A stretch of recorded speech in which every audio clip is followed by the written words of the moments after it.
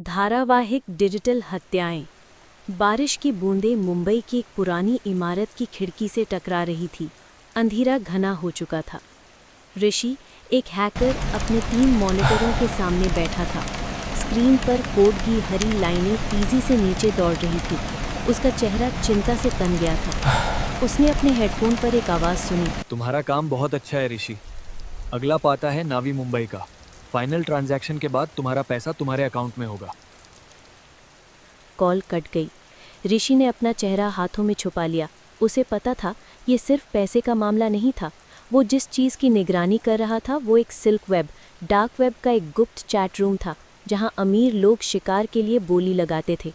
और उसने अभी अभी अपने अगले टारगेट का पता एक फाइल में ट्रांसफ़र किया था। तभी उसका दरवाज़ा ज़ोर से खुला। सत्या अंदर आया। उसका कोट पानी से भीगा हुआ था। वो एक पूर्व मिलिट्री मैन था, अब प्राइवेट सिक्योरिटी का काम करता था।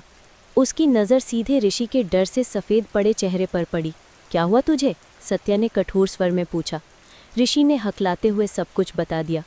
उसने सोचा था वो सिर्फ कॉर्पोरेट जासूसी कर रहा है, लेकिन उसे एहसास हुआ कि वो अनजाने में एक सीरियल किलर की मदद कर रहा है। सत्या का चेहरा गुस्से से लाल हो गया। तू पागल है? उस फाइल को ट्रैक कर, अब भी वक्त है। नहीं कर सकता, ऋषि ने कांपते हुए कहा।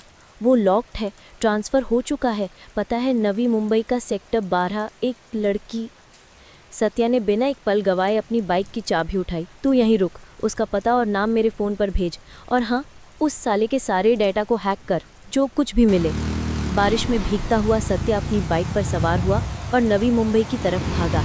ऋषि के हाथ कांप रहे थे, लेकिन उसने कीबोर्ड पर हाथ रखे।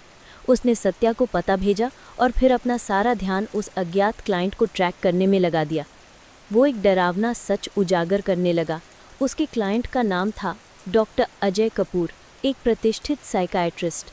वही डॉक्टर जिसने हाल ही में टीवी पर एक इंटरव्यू दिया था। इधर सत्या एक अपार्टमेंट के बाहर पहुंचा। दरवाज़ा अंदर से टूटा हुआ था। अंदर जाते ही उसने एक चीख सुनी। एक युवती को एक बड़े से छुरे से खत्म होने से 1 सेकंड पहले सत्या ने दरवाजे पर जोर की दहाड़ लगाई। छोड़ उसे! हमलावर पलटा। उसकी आंखों में एक सनकीपन था। सत्या ने उस पर छलांग लगा दी। एक जानलेवा संघर्ष शुरू हो गया। तभी सत्या के फ़ोन की घंटी बजी। स्पीकर पर ऋषि की सख्त आवाज़ आई। सत्या, वो डॉक्टर नहीं है, उसका एक मरीज़ है, विराट। उसने डॉक्टर की आइडेंटिटी चुराई है। विराट को लगता है वो एक वीडियो गेम का किरदार है। उसकी हर हत्या का लाइव प्रसारण डार्क वेब पर हो रहा है। सत्या ने अपने विरोधी की आंखों ने देखा। वो सचमुच एक खेल खेल रहा था, एक खूनी खेल। उसका वीक पॉइंट क्या है? सत्या ने चीख कर पूछा। वो हमेशा अपने गेम के कैरेक्टर की तरह अपनी बाईं जेब में एक लकी चार्म रखता है। उसे छीन लो। सत्या ने एक झटके से विराट के कोट की बाईं जेब पर हमला किया और एक छोटा सा पेंडेंट छीन लिया।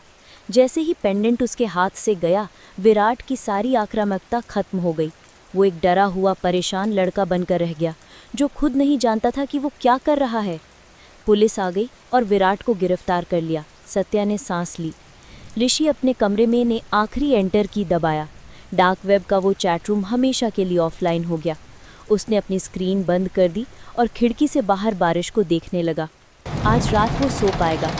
उसने और सत्या ने मिलकर एक खतरनाक खेल को ख़त्म कर दिया था। लेकिन वो जानता था, डिजिटल दुनिया की ये गहरी गलियां हमेशा एक नए खतरे का इंतज़ार कर रही होती हैं।